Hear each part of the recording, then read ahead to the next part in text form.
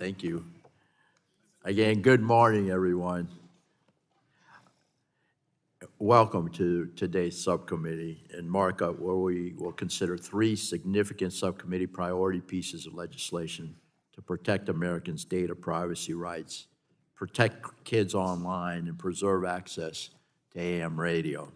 I want to thank all the subcommittee members for their input and feedback on these topics, and I'm looking forward to continuing productive conversations in a bipartisan manner to refine these bills as we move through the legislative process. We have a historic opportunity to advance legislation that will end the patchwork and finally provide a federal standard to govern how Americans' personal information is collected, stored, retained, and transferred. The American Privacy Act, which is sponsored by our chair, Kathy McMorris Rogers, is the strongest consumer data privacy and security framework to date. It provides businesses with certainty through a national preemptive standard, secures individual liberties throughout strong data minimization provisions, and cements America's global leadership through data security provisions that warn consumers when their information is being collected and shared with our foreign adversaries like China and Russia. For years, Congress has long tried to thread the needle when it comes to getting a national data privacy bill enacted into law, given the many differences in approach from both sides of the political spectrum. I want to applaud Chair Rogers, of course, and again, Chair Cantwell in the Senate for their tireless efforts to move forward with a framework that strikes this critical balance, as well as all the members on both sides of the aisle that have provisions included in the draft today. I understand many stakeholders have continued to engage with every office on these requests, and I look forward to hearing from my colleagues about how we can continue to incorporate that feedback. I'm thankful for all the constructive comments we've received up to this point. This is certainly not the last opportunity to deliberate and refine this draft further, but time is of the essence. I want to repeat that. It's worth repeating. Time is of the essence. So let's continue to move this process forward to protect Americans' privacy rights, promote individual freedoms and civil liberties, and secure data from abuse by bad actors. In addition to APRA, I'm proud that we are also considering my bill, the H.R. 7891, the Kids Online Safety Act. I'm thankful to Representative Castor for her partnership on this particular bill, as well as the many colleagues on this subcommittee who've co-sponsored our legislation. Sadly, in the face of an unprecedented youth mental health crisis in this nation, Big Tech has continued to turn a blind eye, in my opinion, to harms perpetuated on their online platforms. Congress has been forced to step in to ensure children and parents have the safeguards, tools, and transparency measures they need to have our kids stay safe. They need to stay safe, folks. COSA requires the prevention and mitigation of harms to minors, such as promotion of suicide, depression, substance abuse, sexual exploitation, and illegal drug sales, such as fentanyl. Too often, we've seen the design features of social media fuel these problems rather than prevent them. We've had hearings on this. This legislation is not perfect. I understand that. And I'm hopeful conversations today can illuminate how we can better establish needed protections for children. Lastly, the subcommittee will be taking up a bipartisan bill I'm leading with the ranking member of the full committee, Representative Pallone, the AM Radio for Every Vehicle Act. At our legislative hearing, we heard from our witnesses about the importance of having a robust emergency alert and public safety communications infrastructure. Further, rural and underserved Americans still enjoy listening to AM radio broadcasts for their diverse viewpoints. I know my constituents do. Given AM radio's significant reach as a medium, much of it taking place in vehicles, we must ensure it remains a readily available option for all Americans, particularly as we approach hurricane season. I'm proud to partner with the ranking member on this initiative and look forward to advancing it through subcommittee today. In closing, I look forward to working with all my colleagues on both sides of the aisle today to get these critical bills across the finish line, and I yield back the balance of my time. And now I'll recognize the ranking member of the subcommittee, Ms. Schakowsky, my good friend, for 5 minutes for her opening statement. Thank you. Thank you very much, Mr. Chairman. Much of what you've said is what I would just echo. I am very glad to see that we are moving forward. We are continuing to make sure that consumers who have been so frustrated for too long, being so uncertain about their privacy online, and I see progress made in the draft. Let me just highlight a couple of things that I think are so important. In this new bill that we're going to be considering today, there will be a one click to make sure that data brokers can be taken away from the consumers who don't want their information shared. This is very, very important, and I think it's a big step forward. Secondly, in this issue, what we're discussing today, that we are going to ban targeting of children and teens in a much more aggressive way. So these are certainly important things that we're doing. You know, big tech has already, on the Senate side, apologized for what it's done to children. Apologies are just not enough. So we have to take action, and we will. But I do want to say that I am also disappointed that there is not the consideration of making sure that we are protecting consumers for their biometric data. By that, I mean fingerprints and facial recognition. And we know that once that information, for example, about facial recognition, it can be used to go after people because you can't change that information. That's forever. And it also ends up with discrimination that we have seen that people, particularly people of color, sometimes get accused of things that they're not. So we need to control this biometric data. And I also, want to make sure that we are doing, again, everything that we can to protect our children. Finally, let me just say that I would agree on the issue of AM radio. Oh, before I do that, let me ask Chair Castor. Excuse me, I'm sorry. I'm sorry, Kathy. I got the Kathy in my mind. If I could ask Chair Rogers, if we could consider discussion about this issue of the biometric data, I would really appreciate it. And if you could tell me that we could work together in order to do that, Chairman, could we agree on that? The chair is recognized. Yes.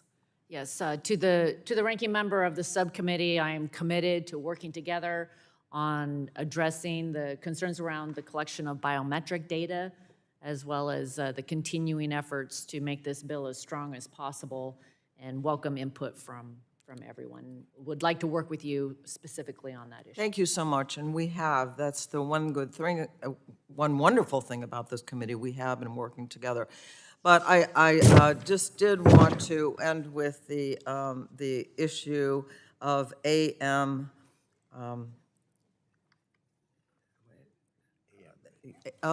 radio. We heard a wonderful hearing on AM radio here in this committee. And one of the things that was so startling to me was the degree, the number of people who do rely on AM radio, not just for the information that they need to protect themselves from danger. But we know from AARP that there are a lot of seniors who use AM radio. But we also heard from Native Americans that almost exclusively AM radio in cars has been their lifeblood, and so we want to make sure that we protect AM radio. It seemed pretty unanimous in the committee, and I'm hoping that we can move forward on that. And with that, I will yield back.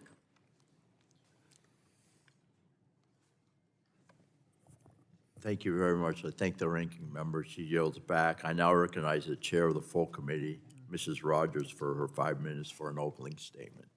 Thank you, Mr. Chairman. Good morning, everyone. Our personal identity is at the very core of what makes us human. It drives us to achieve the impossible and inspires us to pursue our goals and dreams.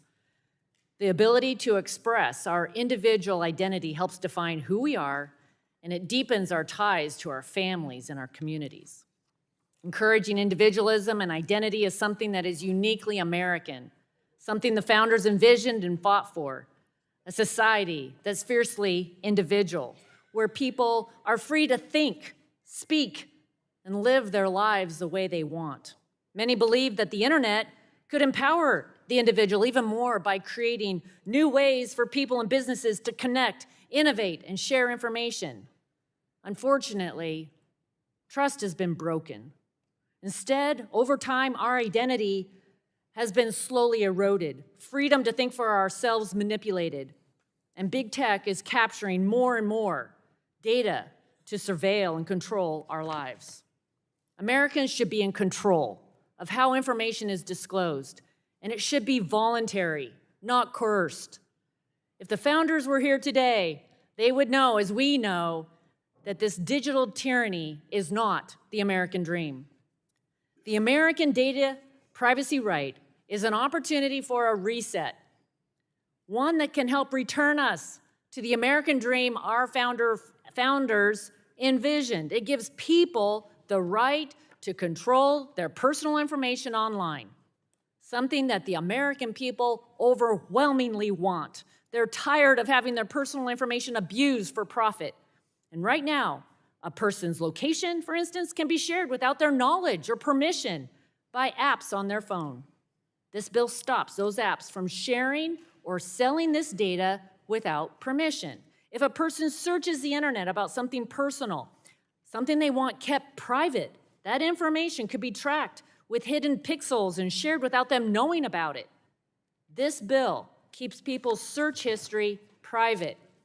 If someone buys a pair of shoes online, they almost instantly are bombarded with ads across the platforms they use. The American Privacy Rights Act gives the power back to the people by equipping them with the knowledge of how their data is being used to monetize, manipulate, and exploit them.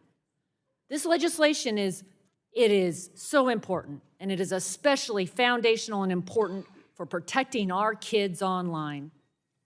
The average American teenager spends 4.8 hours a day scrolling social media platforms.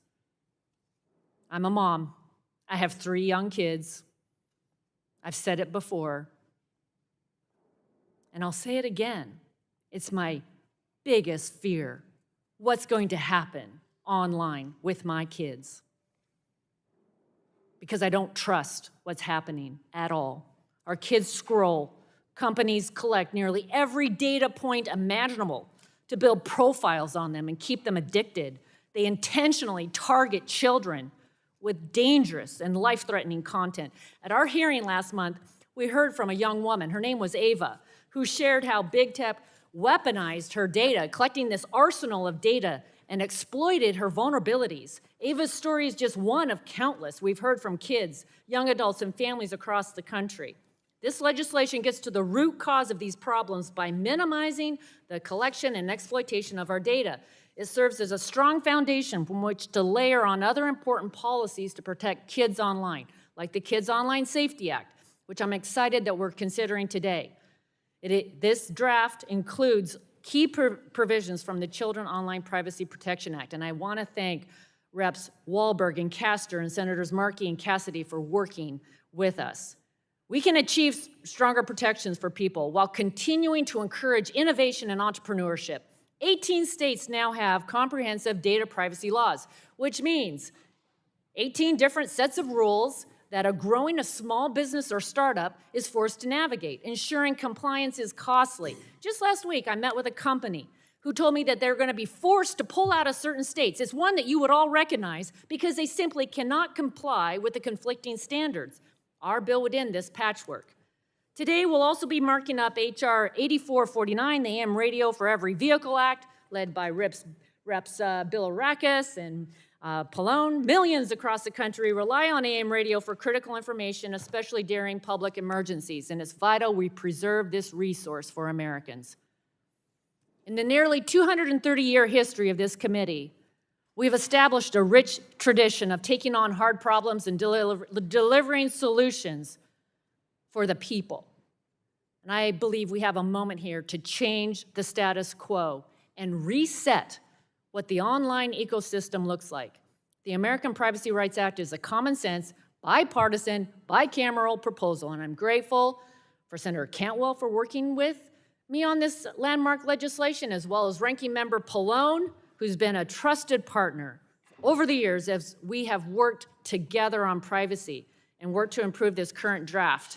You know, as John Dingell has been known to say, there hasn't been a perfect law since Moses came down from the mountain.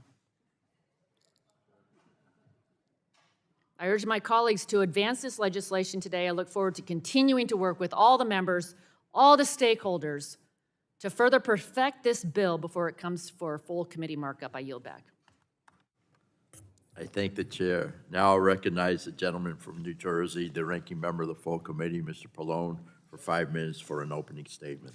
Thank you, Chairman Bilirakis. Today, the subcommittee is considering 3 bills: an updated draft of the American Privacy Rights Act discussion draft, the Kids Online Safety Act, and the AM Radio for Every Vehicle Act, which I introduced with Chairman Bilirakis earlier this week. Our bipartisan legislation on AM radios will ensure that all new vehicles come equipped with AM radios. We know firsthand that AM radios can be lifesavers in emergency situations when other means of communication, such as cell phone towers, may be down. AM radio waves are uniquely resilient and can travel long distances, making them a valuable communications tool in emergencies, including when we used AM radio to help coordinate relief efforts in my district when Hurricane Sandy ravaged our community. So I want to thank Chairman Bilirakis, Chairwoman Rogers, for working with me on this important bill, and I look forward to advancing it today. I also appreciate the hard work that went into preparing the updated draft of the American Privacy Rights Act that we'll consider today. We're long overdue for a comprehensive national privacy law that puts people back in control of their personal data, and today we're taking another significant step toward that goal. I will discuss the bill, the privacy bill, further when it's brought up, but I do want to commend Chair Rogers for inserting language that seeks to address several of my and Democrats' highest priorities. But there is still more work to do, and I know we can continue to work to further strengthen the bill as we advance to a full committee markup. It's absolutely critical that we get this done for the American people. And I'll also discuss COSA when it's called up by the chairman. So in closing, I'm grateful to members on both sides of the aisle for their hard work that helped get us here today, and I yield back the balance of my time, Mr. Chairman. Thanks so much. I appreciate that. And let's get started. The chair calls out the American Privacy Act discussion draft and ask the clerk to report. Discussion draft, American Privacy Rights Act of 2024.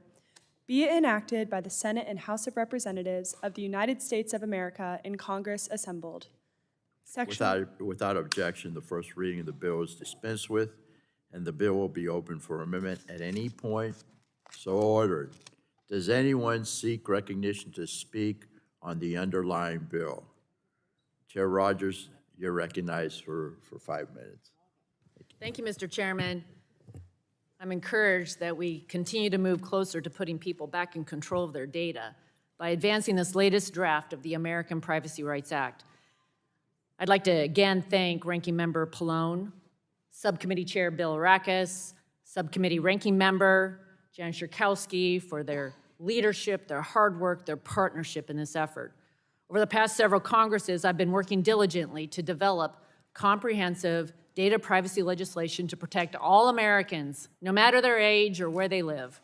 A comprehensive data privacy law is foundational to protecting our kids. We know that if we stop their personal information from being fed to big tech, we can cut off the harms at the root. And when complemented with other critical kids' safety legislation, we can fundamentally change the online ecosystem in a way that ensures our kids are safe and are having a well-being. The draft bill before us today represents input from members of this subcommittee, hundreds of constructive stakeholders, and countless hours of good faith discussions, revisions, and exchanges. Today is not the end of the road, but it certainly is another milestone in giving Americans the privacy rights they want and deserve. My sincere thank you goes out to all the members, companies, associations, advocacy organizations that were thoughtful and constructive these past few weeks as we've worked to refine and perfect this important bill. We've intentionally kept this latest version of the legislation a discussion draft, and we remain committed to continuing to work to get this right between now and the full committee. Sadly, there are still many who will do everything they can to slow down or kill this legislation in order to maintain the status quo. They hide behind advocacy groups and associations, engage in scare tactics, and refuse to negotiate in good faith. We've come to expect this from the likes of big tech and data brokers and hundreds of advocacy groups. They bankroll to do their bidding. This bill was carefully crafted to go after bad actors and the business of big data, not Main Street businesses or innovators. To say otherwise is an effort to fundamentally misunderstand the legislation or is disingenuous in the desire to achieve a solution. For decades, we have repeatedly heard calls from American business to have a national data privacy standard. Now we have a patchwork of state laws that's unsustainable, and it's going to crush small business and medium-sized businesses, and it's going to harm American competitiveness. This bill achieves all of that while also giving our kids long overdue protections online. My appeal to those who have been sounding the alarm that Congress must act is to join us in getting this signed into law, or start being honest that they really don't want a viable bipartisan solution. Or perhaps what they really don't want to admit is that they don't want to see this bill succeed because it would limit what information they can collect on people, how they can use it, how they can monetize it. For those, I have a clear message. It's time you stop. It's time you stop exploiting Americans' privacy to line your own pockets. It's time to stop harvesting our sensitive information and profiling us. And it's time to stop exploiting our children. We are committed, I am committed, to plowing the hard ground necessary to legislate and continue working on behalf of the American people who are urging Congress to act. So let's move this legislation forward, and let's continue working together in good faith to get this bill onto the President's desk. I yield back. The chair yelled back. Now we'll recognize the ranking member for his 5 minutes to speak on the underlying bill. You're recognized. Ranking member of the full committee. Thank you, Mr. Chairman. For decades, we've sought to safeguard Americans' fundamental right to privacy with a series of fragmented sector-by-sector laws, and anyone with a smartphone, laptop, or tablet can tell you that we're not getting the job done. Data is a valuable commodity. Big tech and shadowy data brokers generate billions of dollars of revenue by collecting, using, and selling Americans' personal information, oftentimes without them even knowing the data is being collected and monetized. And without a comprehensive national privacy framework in place, the American people are powerless to stop this invasion of their privacy. As the privacy abuses mount, the American people are calling on Congress to act. 73% of adults believe that they have little or no control over their data. Nearly 90% of Americans are concerned about the social media platforms processing personal information about kids. For several years, this subcommittee has been tackling this challenge, and I believe we all want to put the American people back in control of their personal data, and I'm committed to continuing to work to finally enshrine robust privacy protections in law. This current draft of the American Privacy Rights Act, or APRA, was only released 36 hours ago. It's important that we give legislation of this significance and complexity time for review and feedback. At last month's legislative hearing, I advocated for crucial modifications to strengthen APRA. I called for specific protections for children and teens, including explicitly prohibiting targeted advertising to kids who often cannot distinguish between advertising and non-advertising content. I encouraged the chair to add a provision requiring companies to identify, assess, and mitigate privacy risks with respect to kids.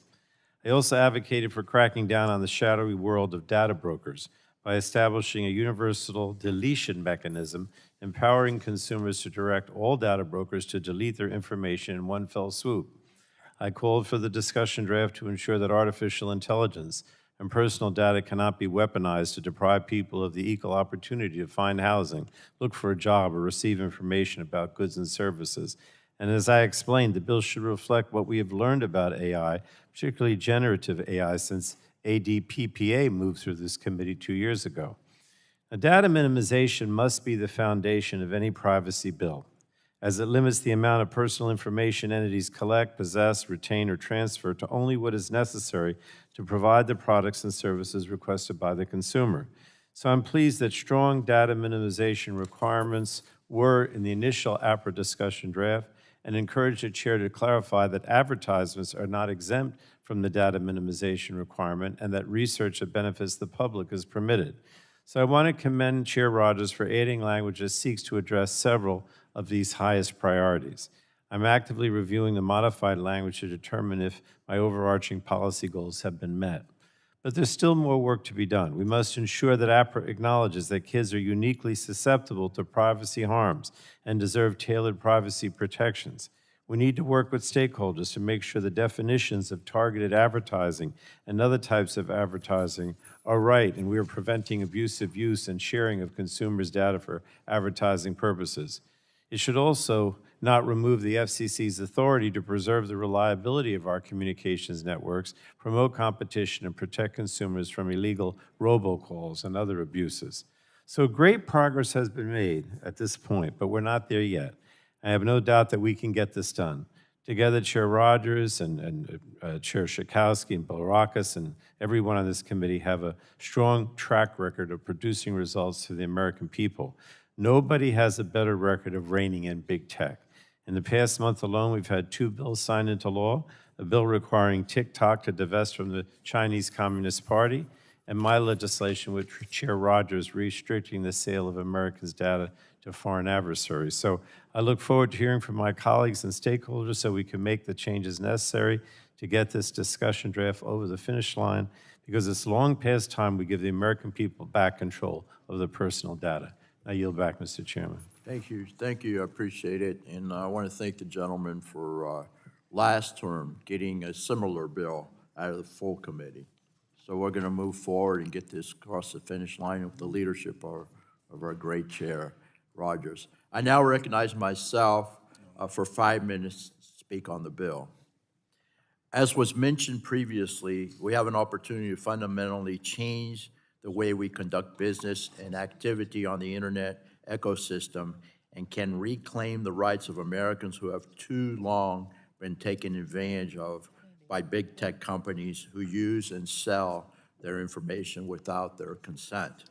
The American Privacy Rights Act will ensure that no matter what state you live in, you have a guaranteed right to online data privacy and security. I want to thank again Chair Rogers and her team. We got a tremendous staff here on ENC for their work and her work, of course, on this legislative draft. And I hope we can continue to move this bill along through the process. I'm asking each one of my subcommittee colleagues to support this particular effort and hope that we can continue to engage in a productive manner to improve the bill further. The American people overwhelmingly agree we must enact a national privacy law and end the practice of data brokers and online platforms manipulating, selling, and abusing our information without our consent. This bill ends the patchwork of state data privacy laws through a federal standard and requires significant transparency and accountability for covered entities regarding the right to collect, use, store, and transfer individuals' data. The bill gives individuals the freedom and control for how they like their data to be accessed, giving consumers true choice about how they'd prefer to see advertisements, engage with others on social networks, and conduct e-commerce. Further, APRA would stop discriminatory measures against individuals using their personal information and requires impact assessments about algorithms and their use, preventing manipulation of Americans by big tech or worse, by our foreign adversaries. It provides significant data security standards to protect against data breaches and cyber threats, such as hacking, requiring businesses to maintain responsibility for their practices and their actions. We have made significant improvements in this version of the draft, including refinements about data collected through the clinical trial process, clarified language on customer loyalty programs, ensuring mainstream retains that valuable option, and a full prohibition on targeted advertising to minors under the age of 17. I also want to give special recognition to my good friend and vice chairman of the subcommittee, this particular one, Tim Wahlberg from the great state of Michigan, for his steadfast leadership and tireless efforts that have spanned years with regards to reforming children's online privacy. In this updated version of the Comprehensive Privacy Bill, we included as a new Title II on reflecting Mr. Wahlberg's priority to advance an update for the Children's Online Privacy Protection Act. And we're improving upon that as well. We remain committed to continuing to work with him and Representative Castor and others on this language in a bipartisan manner. So we've made a lot of progress, and we've got to continue. And I'm an SEC guy, but let's move those chains. I know that's a Big Ten phrase, but that's the truth. So I thank the full chair, Committee Chair Rogers, for her historic work on this. And again, I yield back, and we're going to hear from the Michigan guy pretty soon. But I yield back, and I'll Representative Soto for his 5 minutes. Thank you, Mr. Chair. Here we go again. A major comprehensive privacy bill before us, and Americans are counting us. They're counting on us to protect their data online. I fear many have even given up, feeling like Congress just can't get the job done. And this is exactly why we're here today, to make sure we're protecting our families and our data. When you look at the provisions in there, data minimization is key. People have a reasonable expectation that the data collected is going to be related and within the scope of the services that they're asking for online. It defines authorized uses of data as well, so that businesses know what they're safe to be able to use. Protection of personal data. When you think of everything from our biometrics to literally our location that our cell phones define, our calendars, healthcare data, so many different things. Right now, there's no rules of the road on them. We appreciate the opt-out provisions and the denial of service bans. We also have work to do to continue on the civil rights protections and algorithms. We have seen for years internet companies, whether directly or through algorithms, perpetrate some of redlining and other discriminatory practices. And then enforcement. The FTC will do a great job, so will state AGs, and we need to look at whether we have the right of action at the level it needs to make sure individuals can help.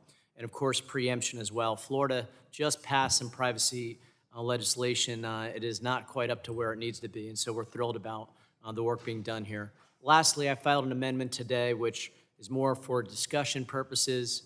I had a local constituent, Alex Bouguet, a University of Central Florida student, whose identity was totally stolen.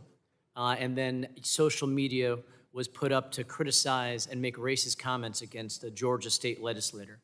This theft of his identity destroyed his life. He lost his job, he almost got kicked out of school, and it's become a huge news story in Central Florida, which is why I filed the SHIELD Act, which I hope to get as part of the amendments in the next round as we go to the full markup, which is to help protect folks against their identities being stolen for libel or slanderous or other criminal action, and that they'll either have the ability to put up a community note or at the ideally that they have the ability to take down this information. So I look forward to working with colleagues on both sides of the aisle on this really important measure to protect families across the nation and our data online. And I yield back.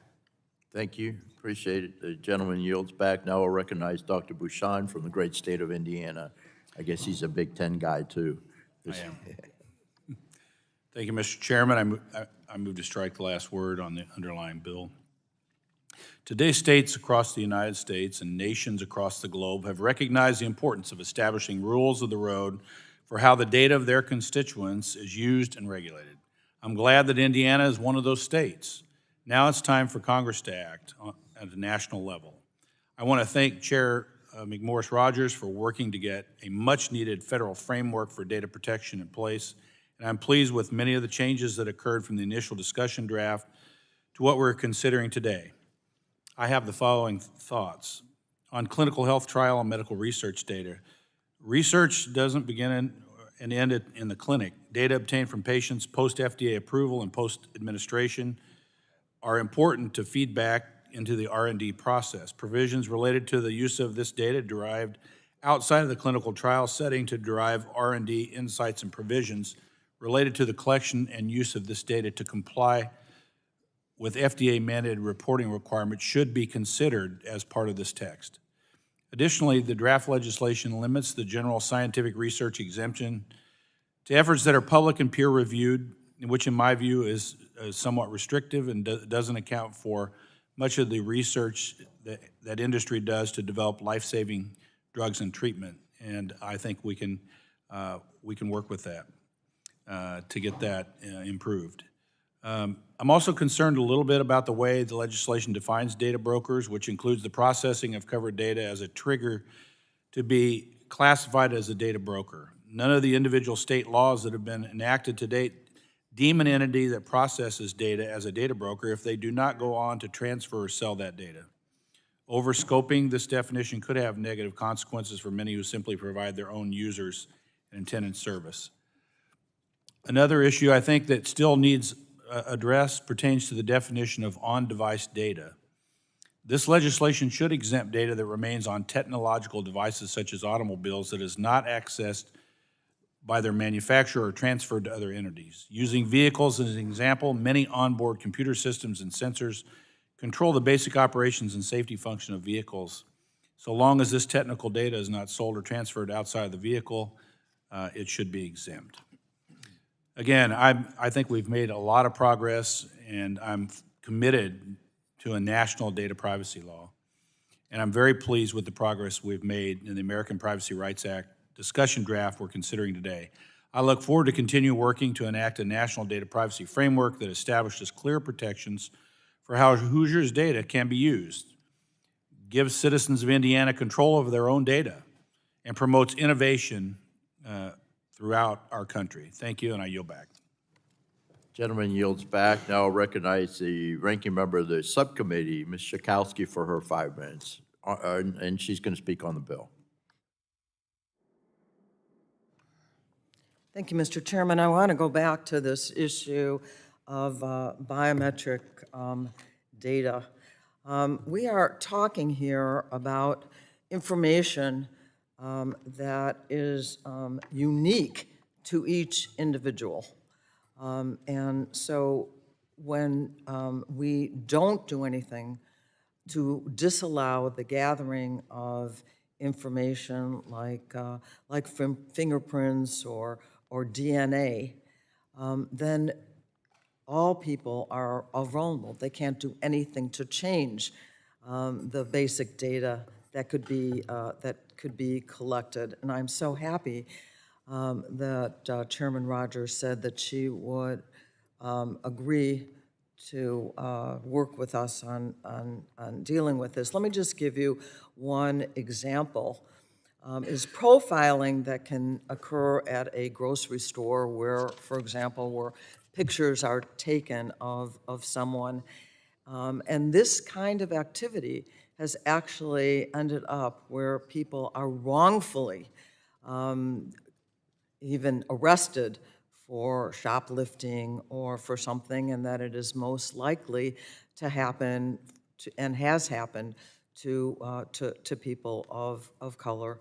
So it seems to me very important that we consider this vulnerability and include it in the legislation, and I look forward for that to happen. And with that, I yield. Gentlelady yield, please. Yes. Yes, You're recognized. thank you. And I share the concern around the collection of biometric and genetic information. I do want to point everyone to the legislation. We do have provisions that are, I believe, strong, perhaps even stronger than what was in the bill that passed out of this committee last year. But I am committed to continuing to work to make sure that the provisions around protecting biometric and genetic information are as strong as they need to be. And so I'll yield back. Does the gentlelady yield back? Yes. Okay, she yields back. Now we'll recognize Mr. Wahlberg from the great state of Michigan for his 5 minutes. He's going to speak on the bill as well. Thank you, Mr. Chairman. I want to sincerely thank Chair Rogers and the committee for their ongoing work to establish a comprehensive privacy law. This is no easy task, as we all know. Unfortunately, I do have some concerns about the legislation as it currently is drafted. Protecting children and teens online is one of the top priorities for parents across the country. We're facing a youth mental health crisis and a suicide crisis because social media companies are not looking out for the well-being of our kids. Instead, more data equals more targeted ads, which equals more revenue, no matter the cost or the harm to young people. It is crucial that we cut these practices off at the root, and in a way that is a straightforward, functional, and strong. This is why I and Representative Castor introduced the Children and Teens Online Privacy Protection Act, or COPPA 2.0.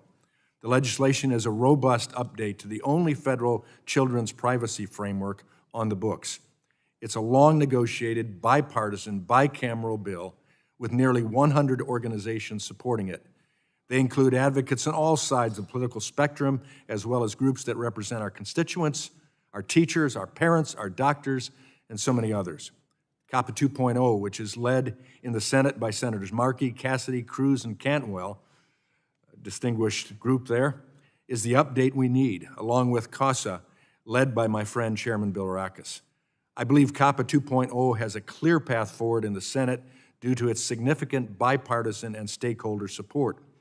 The legislation would raise the age to 16, ban any targeted advertising to minors, update the outdated knowledge standard, establish strong data minimization requirements, and create an eraser button for parents and teens to have true control. Unfortunately, at this point, this is not COPPA 2.0 in the discussion draft. It has the skin, but not the meat and the bones. While I appreciate that APRA incorporated some updates to COPPA, more of COPPA 2.0 needs to be included or advanced separately to better increase privacy protections for young people. First, the APRA draft legislation eliminates provisions of COPPA 2.0 that would have raised the age of protection to 16.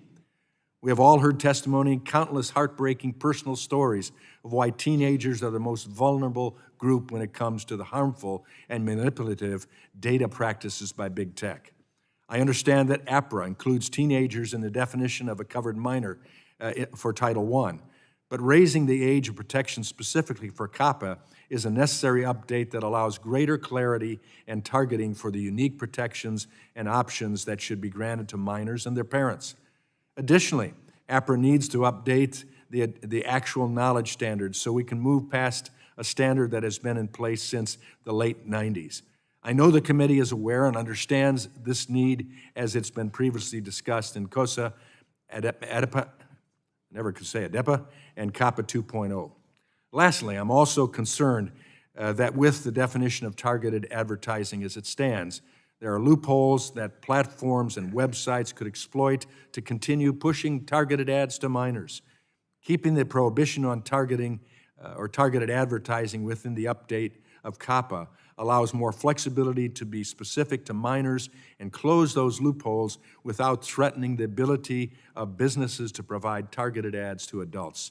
Again, I sincerely support the chair's efforts to establish a much-needed comprehensive privacy law. This is a massive undertaking that she has been working on since she stepped into her role on Energy and Commerce. For her, this issue is personal, and I so appreciate the work that she and staff have done to better protect all Americans online. We have already seen some promising updates made since the legislative hearing and are encouraged by its progress, but we need to be vigilant in making sure that we are not unintentionally moving away from stronger privacy protections for children and teenagers in our effort to increase online privacy. I think all members of the committee agree. Minors should be treated differently and have a privacy framework that accounts for their unique harms and developmental needs. I still believe the best and most straightforward way of accomplishing this is COPPA 2.0. I hope I can continue working with the committee on a path forward to see my legislation addressed more adequately so we can work toward a goal we all share, protecting young people online. Thank you. I yield back. Gentleman yields back. Now I recognize Ms. Kelly for your 5 minutes with regard, speaking on the bill, the underlying bill. You're recognized.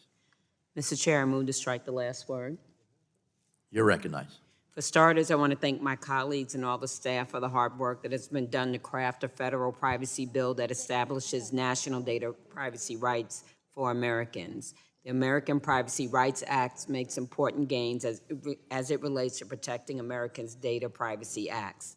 Importantly, APRA has critical data minimization provisions that limit the type of data that companies can collect, keep, and use to what companies need to provide for products and services.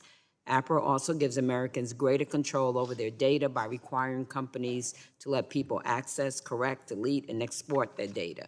Additionally, I appreciate APRA's inclusion of language to provide stronger protections to address the youth mental health crisis by prohibiting certain data practices that exacerbate harmful algorithms targeting America's children and teenagers. I also applaud APRA's inclusion of civil rights protections that prohibit companies from using Americans' personal information to discriminate against them. This is especially important to me because, as I said during the April 17th IDC subcommittee hearing, privacy rights are civil rights because in the era of big data, personal information can be weaponized for digital redlining. Studies have found that mortgage algorithms were 80% more likely to reject Black applicants than white applicants with similar characteristics. Auto insurance algorithms increasingly assess applicants based on socioeconomic factors and less on their driving behavior. And retailers use facial recognition technology that erroneously accuse customers of shoplifting and falsely flag women and people of color at higher rates than other shoppers. However, I do have concerns with APRA, and I think further changes should be considered. That said, it has been difficult for me and my staff to review a 174-page bill in a little over 24 hours. So like many others, we are still trying to understand everything that is in this bill. For starters, it is my understanding that APRA, unlike ADPPA from the 117th Congress, does not afford consumers the right to seek relief in the courts for companies collecting, processing, retaining, and storing sensitive data not necessary to provide a product or service. That may be data about one's race, religion, sex, health, or geolocation. Further, I join some of my colleagues in the concerns raised by 15 state attorney generals in a May 8th letter, also signed by Illinois Attorney General Kwame Raoul, around APRA's intended or unintended impact on states' attorneys' general enforcement capabilities. Specifically, it appears that APRA could impede or prohibit a state attorney general's ability to use civil investigative demands under their Consumer Protection Authority to demand documents or information when there could have been a violation of the law. This concern stems from Section 120, Subdivision C, which provides that a violation of this act or a regulation promulgated under this act may not be pleaded as an element of any violation of any state common law or any state statutory law. I believe this could be a shift in the status quo, and that, as pointed out by the May 8th letter, ordinarily, a violation of a federal law standard could also be a violation of state consumer protection law. Consequently, my concern is that this language could limit states' attorney generals' investigatory powers when there are violations of such laws. Lastly, I would also like to voice my continued disappointment in the lack of inclusion of privacy icons next to short-form notices, something I advocated for with the ADPPA.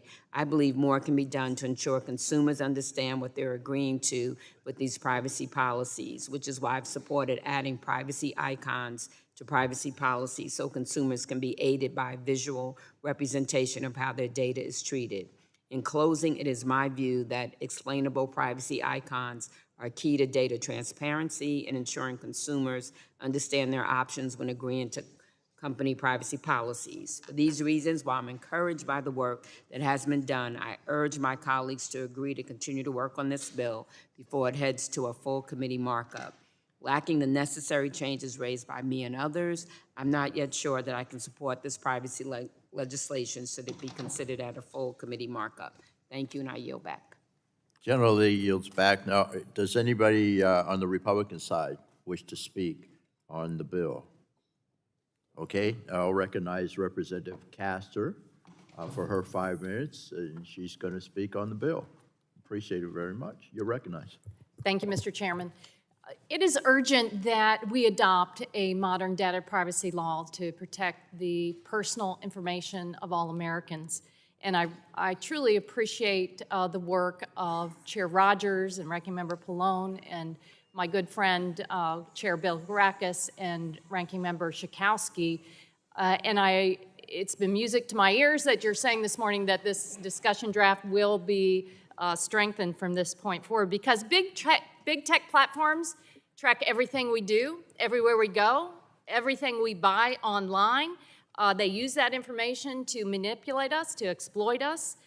And this manipulation is particularly harmful to children and adolescents. The American Academy of Pediatrics says on data collection from children and teens on a vast scale allows companies to monitor, track, and target young people with advertisements and content that exploit their developmental vulnerabilities for commercial gain. Research indicates that the use of data to target children and adolescents with highly personalized behavioral advertising and user experiences is not developmentally appropriate because they have not yet developed mature critical thinking skills or impulse inhibition. Kids are very lucrative to these big tech platforms. They're ripe targets for a wide range of online actors, from child sexual abuse, cyber bullies, drug dealers, and scam artists. And parents and kids need help. They need this Congress to finally pass a modern privacy law and to update the Children's Online Privacy Protection Act, which hasn't been changed for 25 years. Big tech platforms use every method possible to keep kids online and addicted so that they can pocket huge profits.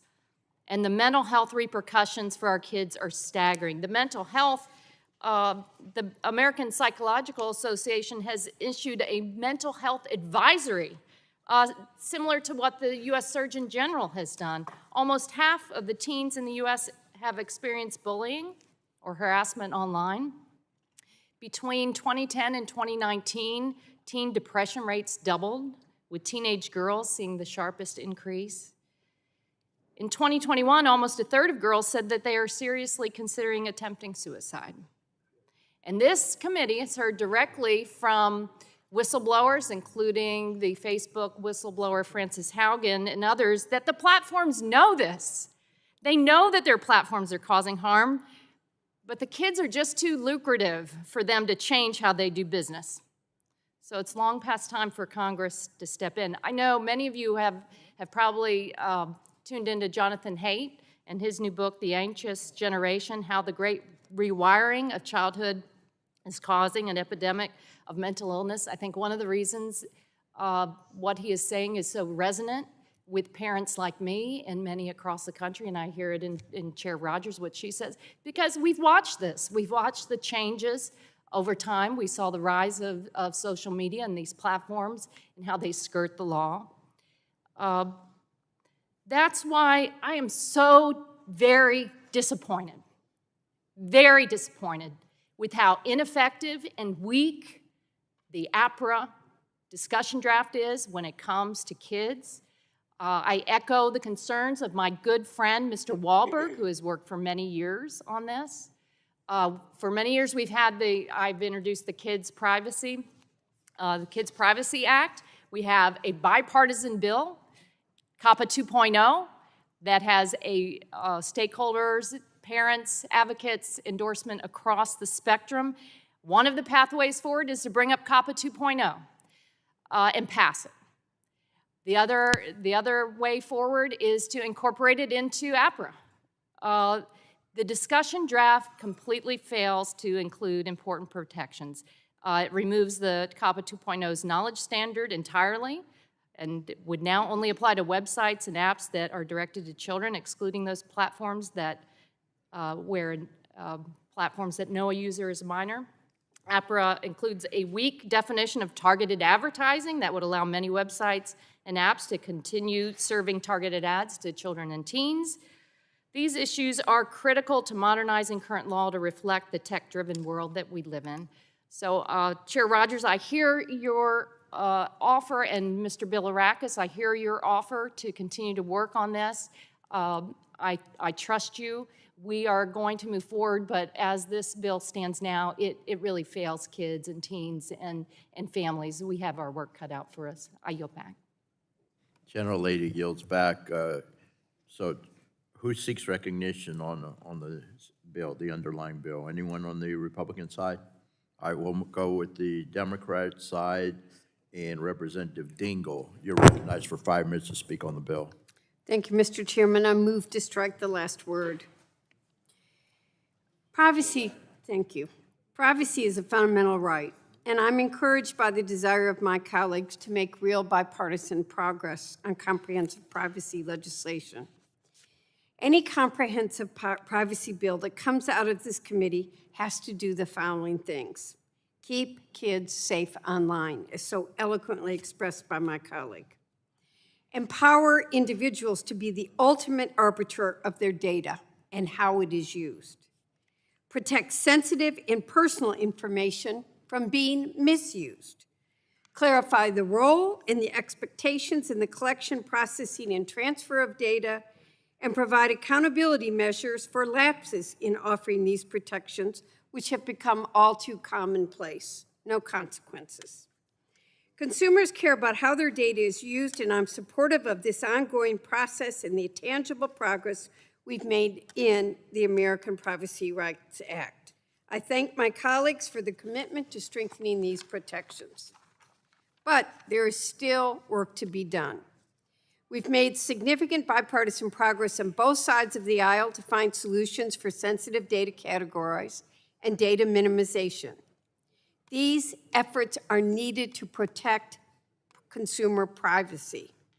We must continue to focus on ensuring that the data minimization provisions in this bill allow only the collection, use, retention, and transfer of necessary data reducing misuse risks, and enhancing consumer trust. Protections for sensitive data, such as health and financial information, are particularly important.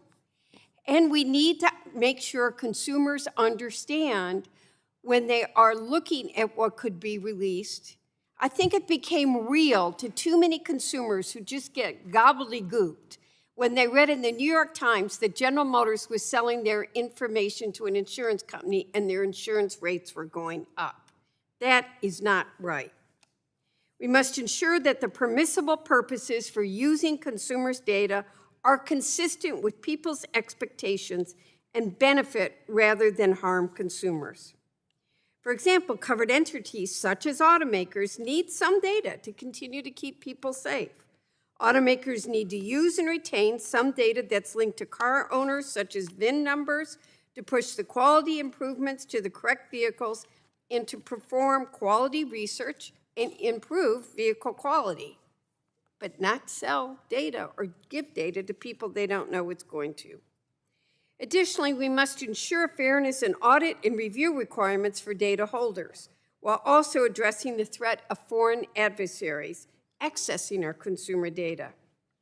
Building on bipartisan efforts like Protecting America's Data from Foreign Adversaries Act, which we passed out of this committee and President Biden signed into law, we must enforce strict protections against transferring sensitive data to foreign adversaries. I have filed an amendment that further limits foreign adversaries' access to American sensitive information. I won't be offering it or seeking a vote on the amendment today. I look forward to working with members on both sides of the aisle to ensure this important priority is addressed prior to full committee markup. And I also continue to be concerned about how we use data that could contribute to domestic violence. As I said at the outset, all of us can agree we need comprehensive privacy reform. The Americans with Privacy Rights Act is a major step in the right direction and will protect consumers across the country.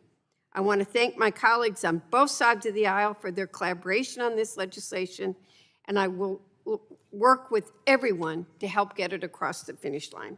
Thank you, Mr. Chairman, and I yield back. Gentlelady yields back. Appreciate that. And does anyone seek recognition on the Republican side? Mr. On the Chairman. bill? Yes, you're recognized. Thank you, Mr. Chairman. I move to strike the last word. You're recognized. You know, I'm happy to see that we're making progress with this legislation, and I'm proud of the work this committee and our chairwoman's done in negotiating the bipartisan draft. I know it's not perfect, as nothing ever is, but I know there needs to be bipartisan compromise to get this across the finish line, but this is not a finished product yet, and we're going to keep working. And because this legislation is too important not to get right, with that, Mr. Chairman, I encourage my colleagues to advance this important bill to the full committee. And with that, sir, I yield back. Appreciate that. Thank you. Gentlelady yields back. Now, does anybody seek recognition on the Democrat side? All right, Ms. Trahan, you're recognized for 5 minutes to speak on the bill. Well, thank you, Chair Belrakis, and I sincerely appreciate the hard work that you, Chair Rogers, Ranking Member Schakowsky, and Ranking Member Pallone have put in to bring this legislation forward. This legislation is already stronger than it was at introduction, and I'm glad to see the changes I suggested have been included in the latest draft to ensure that consumers can delete their data held by data brokers and that public interest in peer-reviewed research is restored as a permitted purpose under the privacy law. I'd like to submit for the record this letter from the Center for American Progress and numerous researchers pushing for the restoration of that important permitted purpose. And while a lot of progress has been made, I filed— Without objection, Thank you. so ordered. I filed a few amendments highlighting some particular areas where the bill still has room to improve, and I hope that we can work to address these issues at full committee markup. I join Representative Kelly in her concern about the bill's potential impact to state attorney general investigative authority. We have to ensure that our state AGs can investigate potential APRA violations through civil investigative demands before bringing a suit. I filed an amendment to clarify that the preservation of state AG investigatory authority in Section 118 of APRA applies to the entire privacy law, ensuring that no other provision of the title can be construed to limit that authority. I've also filed an amendment to clarify that data brokers do not get a free pass to sell our personal information and ignore the privacy law just because they are in part consumer reporting agencies. When a consumer reporting agency starts brokering our personal data for targeted advertising, they should be considered a data broker under the law. My amendment makes that crystal clear. Finally, I've also filed an amendment to further support the efforts of public interest researchers who, despite numerous structural barriers, work hard every day to bring transparency and accountability to online platforms. I'd like to submit for the record another letter from numerous public interest researchers and organizations urging the committee to take stronger action to bring transparency to big tech. Without objection, so ordered. Thank you. And my final amendment, which establishes a safe harbor for public interest privacy protective platform research, allows researchers to collect publicly available data from online platforms without fear of violating the platform's terms of service. Time and time again, social media platforms use their terms of service to threaten, intimidate, and harass independent researchers to stifle them from sharing honest truths about their platform's impacts on youth mental health, online safety, and harassment. This amendment would put a stop to it, and I hope we can include it in the bill going forward. And last, but not by any means least, I'm glad that the committee is including COPPA 2.0 in APRA and seeking to improve protections for children's privacy as well. But it's important that key provisions of COPPA 2.0 are not lost in the transition to the comprehensive privacy law. I'm a mom too. One of COPPA 2.0's most impactful changes is the expansion of its privacy protections to teenagers as well as children. And the bill also has a stronger definition of targeted advertising that better protects minors' privacy. There's a lot of work to be done to fully realize the benefits of COPPA 2.0 and properly integrate it into APRA. And I hope the chair will commit to working with Congresswoman Castor and me and so many others on this important effort.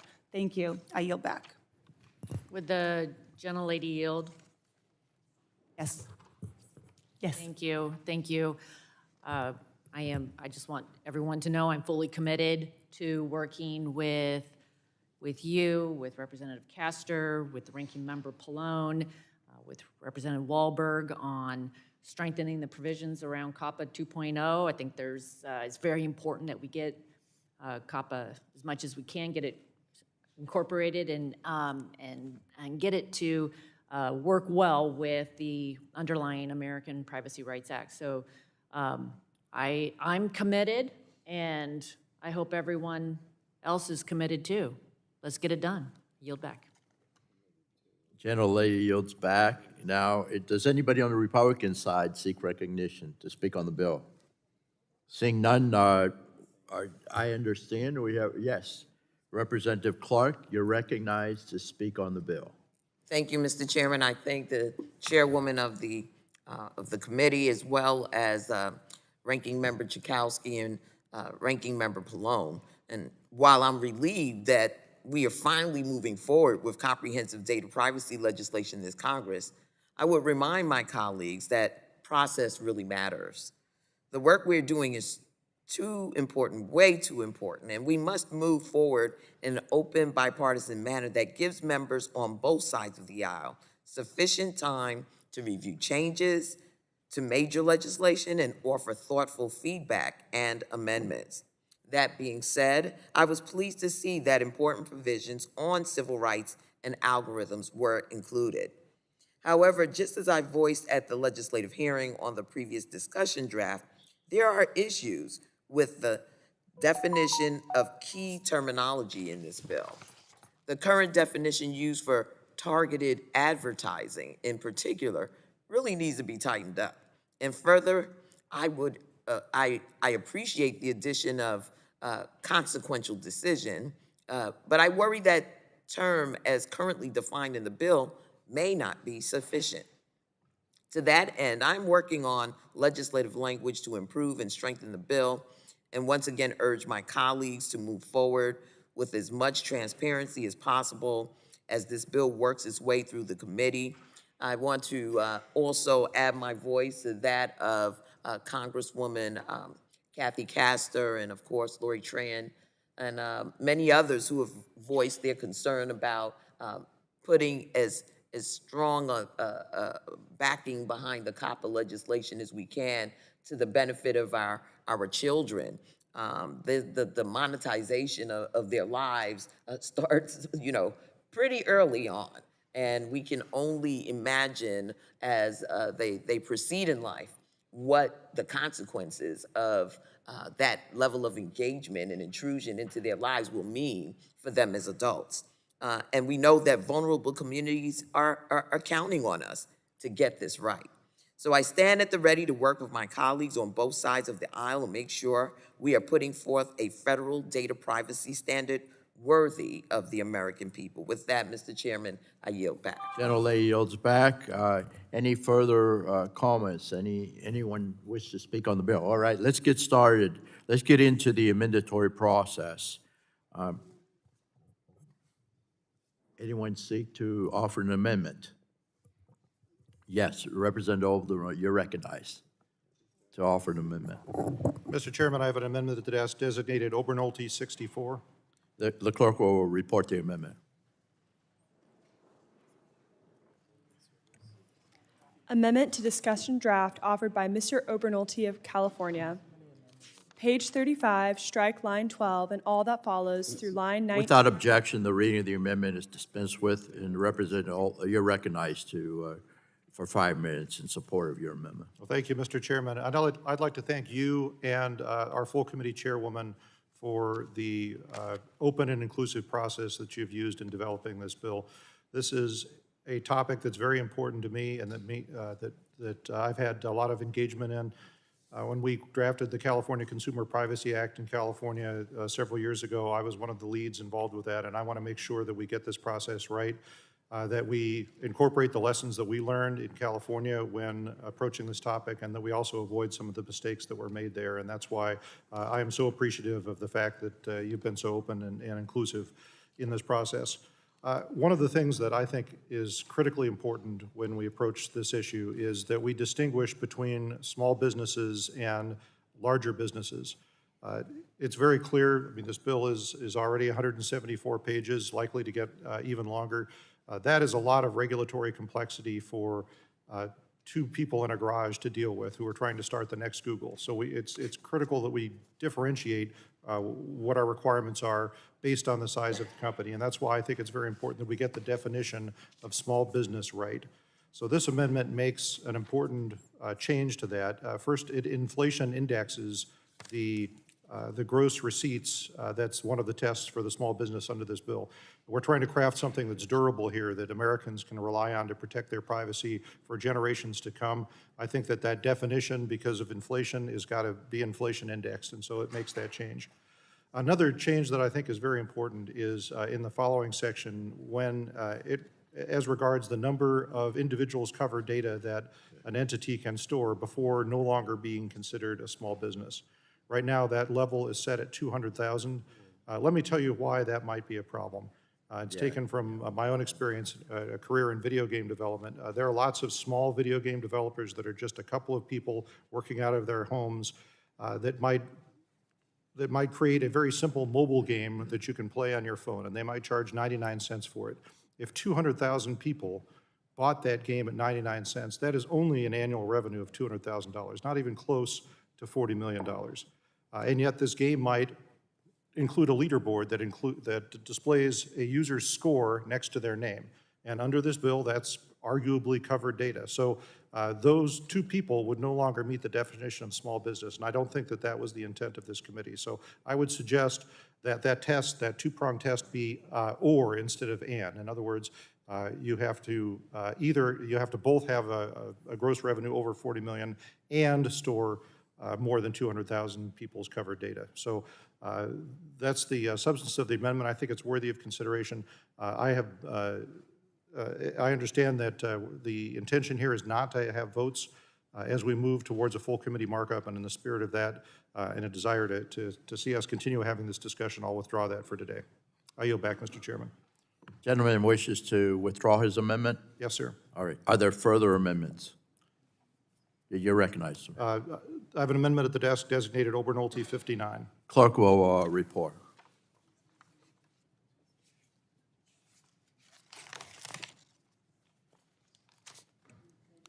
Amendment to discussion draft offered by Mr. Obernolte of California. Page 35, line 22. Without objection, the reading of the amendment is dispensed with, and Representative Obernolte is recognized for 5 minutes in support of his amendment. Thank you very much, Mr. Chairman. This is another amendment in the definition of small business that was suggested by the committee staff as a way of perhaps solving the problem that we just talked about, where we're dealing with a business that's storing information that's not necessarily sensitive information, and that would include things like someone's score in a video game. This would add the word sensitive to that definition to make it clear that what we really care about is the storage of sensitive information. And if you're storing information that's not sensitive, that a little bit more leeway can be exercised in defining you a small business. So I think this is a very worthwhile amendment to consider, and I hope that it'll be incorporated in the draft moving forward. But for today, I will withdraw it. And let me just say, I had a number of other amendments here that I think are important, but in the spirit of expediency and working towards getting a full committee markup, that's the last amendment I'll be offering today. I appreciate that very much. The gentleman withdraws the amendment. Are there any further amendments to the bill? Then let's proceed on final passage. Is there any further discussion on the particular bill? No. Okay. If there are no further discussion on either side, the vote occurs on forwarding the discussion draft to the full committee. All those in favor shall signify by saying aye. Aye. All those opposed? The ayes have it, and the discussion draft is agreed to. The chair calls up H.R. 7891 and asks the clerk to report. H.R. 7891, a bill to protect the safety of children on the internet. Without objection, the first reading of the bill is dispensed with, and the bill will be open for amendment at any point. So ordered. Does anyone seek recognition to speak on the bill at this particular time? I'm going to recognize myself for 5 minutes to speak on the bill. Okay, so I urge my colleagues to support Kids Online Safety Act, legislation that will shift the paradigm of responsibility when it comes to online safety from families to big tech companies who have repeatedly failed to adequately protect kids who use their platforms. Unfortunately, we've seen a disturbing spike in rates of depression, self-harm, and suicide attempts and death among teens, with teen depression in particular rising by more than 60% since 2011, according to the CDC. This coincides with the same period that social media and smartphones use. The use has exploded, folks. It's unacceptable. And these trends are cause for alarm and action. COSA provides significant reforms to the way these online products are offered to children by requiring them to ensure their design features mitigate against these harms we've seen among youth. At our legislative hearing, we heard testimony from Ava Smithing, and the chair actually brought this up. And she was representing the Young People's Alliance. And she shared her story about her battle with eating disorders that were perpetuated by Instagram's algorithms, filter bubbles, and use of her data to serve ads that made the problem even worse. I know many of us have also met with survivor families who have tragically had children succumb to worse fates.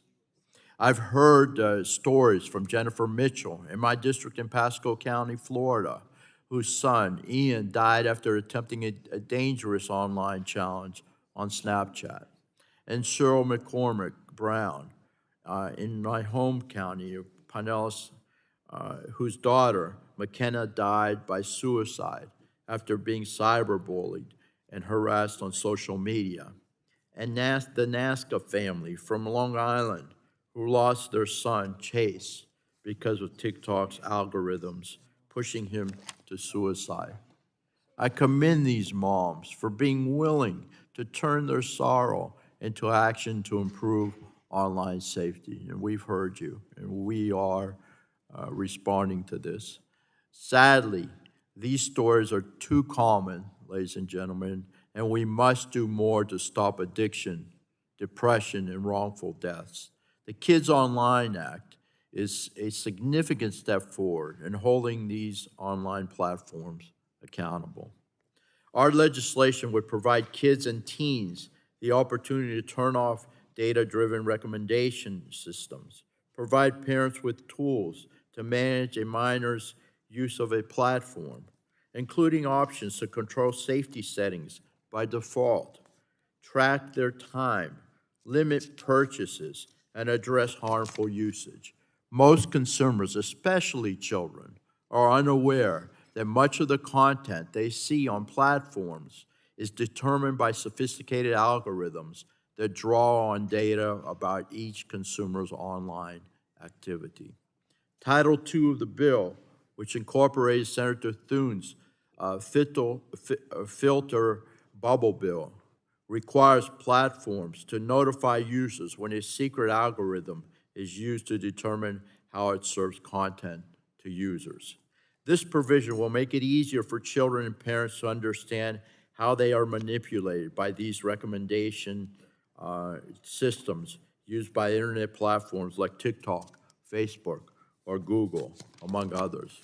We have taken a significant amount of feedback on this particular piece of legislation, and I know advocates, stakeholders, and others, including my colleagues here on the dais, have expressed ideas about how to improve this particular bill. So I plan to work on those suggestions, and I look forward to continuing to collaborate and negotiate with my colleague, Kathy Castor from the state of Florida, and thank her for her leadership on this particular bill. I know we are both committed to getting this legislation across the finish line. I also thank my colleagues, Representative Bouchon, Schreier, and Halchin, for their input, and I appreciate them co-leading this effort with us. So let's do the right thing, ladies and gentlemen. Let's move forward with H.R. 7891 in a bipartisan fashion, the Kids Online Safety Act. We must protect our children online, that's the bottom line, and hold big tech accountable. So I'll yield back the balance of my time, and I will recognize a person on the Democrat side, and it's my friend, the general lady from Florida, Ms. Castor, for her 5 minutes to speak on the bill. Well, thank you, Chairman Bilirakis. The Kids Online Safety Act is going to make the internet safer for kids and teens. Rep. Bilirakis, I want to thank you for your leadership and your partnership on this endeavor, and I also want to recognize Senator Blumenthal, Senator Blackburn, folks, all of the professional staff, but mainly the parents and advocates who have gotten us to this point today. And Rep. Bilirakis, you're right, many of them have lost children or are grappling with the fallout right now, and we are going to act. We're going to try to prevent these online harms to other kids in the future, because we know what's going on. The big tech platforms, they design their products so that they can addict kids, steal their time and attention, keep them online as long as possible, and oftentimes funnel them towards harmful and exploitative content. And the big tech platforms have known this, but they have failed to mitigate the dangers and harms being perpetrated online. And as is apparent today, that it's led to a mental health crisis among kids and teens, stolen attention and time away from what childhood should mean, being able to get outside, be healthy and well. So the Kids Online Safety Act kind of now will institute some guardrails, kind of rebalance the scales for parents and kids and promote transparency. So here's a few of the things that it does. The bill outlines a set of harms to minors under the age of 17 and requires the tech platforms to take reasonable measures to prevent and mitigate online harms, including suicide, depression, eating disorders, substance abuse, sexual exploitation, and certain unlawful products for minors like drugs and tobacco products and gambling and alcohol. It empowers parents and informs policymakers about individual social media platforms' efforts to reduce risk to kids by requiring independent audits and supporting access to important data for experts and academic researchers, something that I really appreciate Representative Trahan's leadership on as well. We can do more here. It directs the covered platforms to implement controls to protect against stalking and exploitation of children. Provides kids and teens the ability to turn off data-driven recommendation algorithms, requires the platforms to provide parents with the tools to help manage a minor's use of a platform, including options to control safety settings, track their time, limit purchases, and address harmful usage. And it makes this the default mode. It implements a reporting mechanism by directing covered platforms to establish a dedicated reporting channel to alert the channel of harms to minors and requires them to substantively respond in a timely manner. It ensures that the covered platforms offer an easy-to-use control and prohibits the use of dark patterns that mislead or confuse consumers. It's not perfect, and Chair Bilirakis, I appreciate your ongoing outreach on how we can strengthen this. Chair Rogers, I hear you, and thank you as well for bringing this bill today and your commitment to working to strengthen this and the copper provisions. I'm grateful to both of you and the entire committee. I think all of the committee members here have a greater understanding of what has been happening. We've come a long way from a few years ago when it was really over in the Senate that they didn't quite understand what was happening with these big tech platforms and what they were doing to addict kids. But everyone is wide awake now to the harms and the necessity for making the internet a safer place for our kids. So thank you again for bringing the bill today. We should all vote for it enthusiastically and then work in the coming days to make it even stronger. Thank you, and I yield back my time. Thank you. General Lady yields back. I look forward to working with you, continue to work with you. As a matter of fact, I spoke to one of the center sponsors last night. We got to get this across the finish line. We'll find consensus. So we appreciate it very much. And now I'll recognize the chair of the full committee, Mrs. Rogers, for her 5 minutes to speak on the bill. Thank you, Mr. Chairman. I'd like to take a moment to recognize several folks who are in the audience today. Sam Chapman, Deb Schmiel, and Todd and Mia Miner. Do you want to wave? Thank you.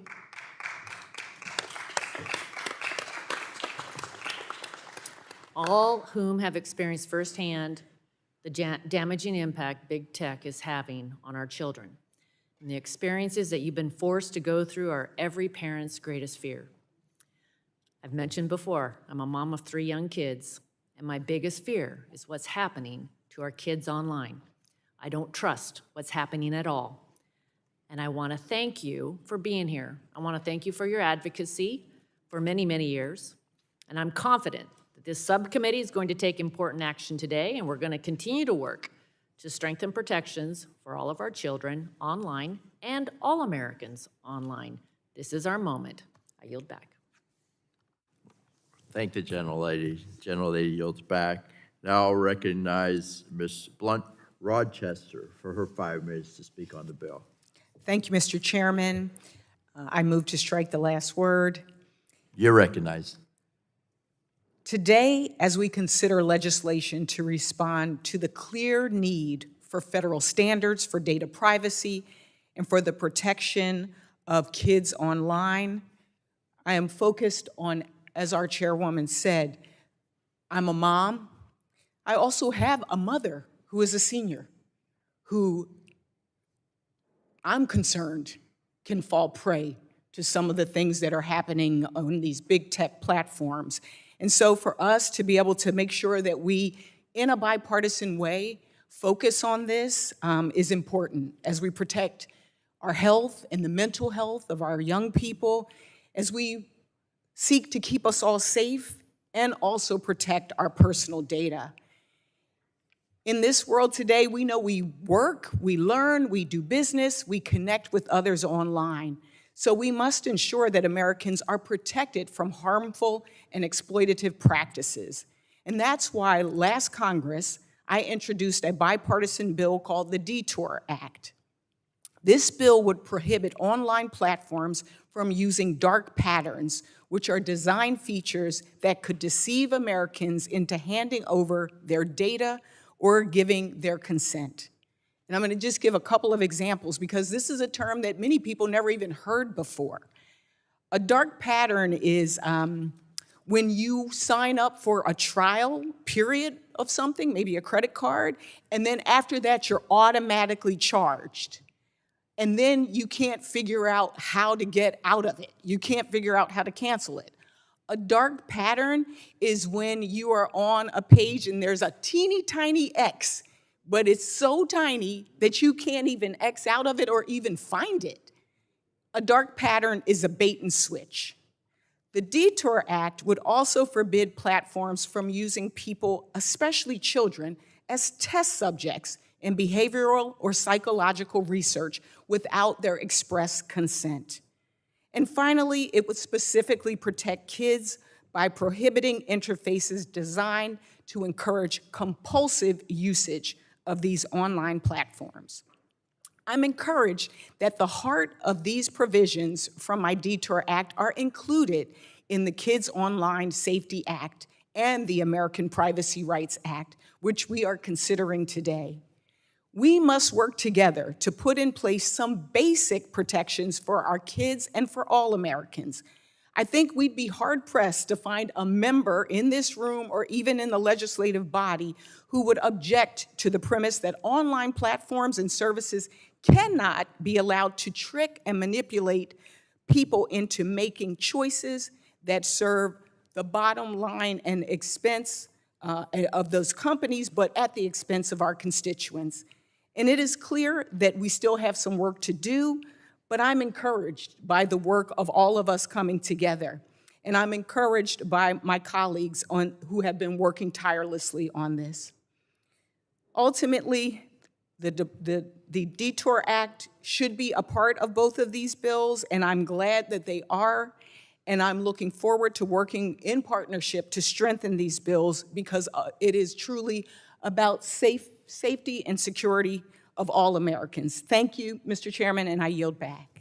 Thank you, General Leader yields back. Now I'll recognize Dr. Bouchon to speak on the bill. Thank you, Mr. Chairman. Thanks for the recognition. I'm a proud co-sponsor of the Kids Online Safety Act and COPPA 2.0, and I'm glad that this committee is moving forward with these bills to protect young Americans from the harms they face online. Today, our children are served content online that is wildly inappropriate, ranging from promoting suicide and eating disorders to alcohol and tobacco. Many parents struggle to monitor their children's activities even if they're trying. This is due in part to the fact that many platforms' algorithms that direct content and try to keep users' attention online are not available to the public. We need transparency. As a father of 4 whose now adult children grew up in the midst of social media, I'm blessed that my family avoided the harms that have hurt and actually taken the lives of too many young Americans online. I'm grateful to the many parents who had the courage to tell the stories of how their families were not as lucky as mine, and to learn about what Congress can do to prevent these tragedies that began online from occurring again. We can act and we must. So I'm proud to support the Kids Online Safety Act today, and I encourage my colleagues to do so as well. Thank you, and I yield back the balance of my time. Gentleman yields back. Anybody on the Democrat side wish to speak on the bill? Yeah, Ms. Trahan, you're recognized. 5 minutes to speak on the bill. Thank you. Thank you, Chair Belrakis. I'm glad that the committee is finally considering the Kids Online Safety Act, and I appreciate your and Representative Castro's continued leadership on the issue.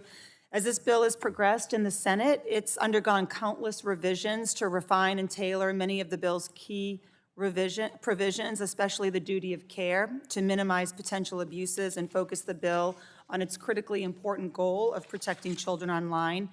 Irresponsible tech platforms have ignored, discounted, or outright harmed the health of our children across the country by prioritizing screen time and ad revenue over our children's health and well-being.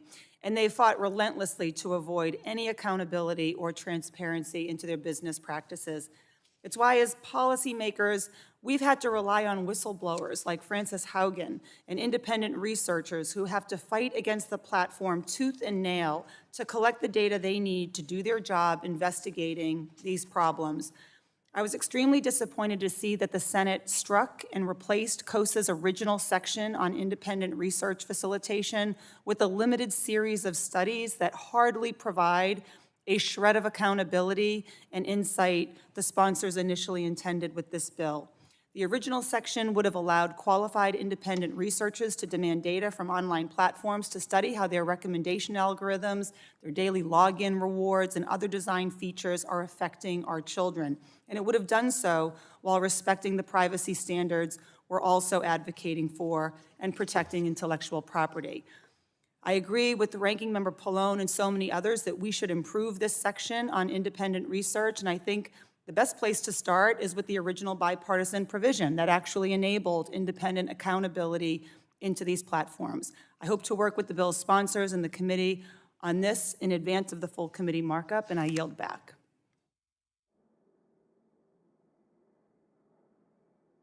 Gentlelady yields back.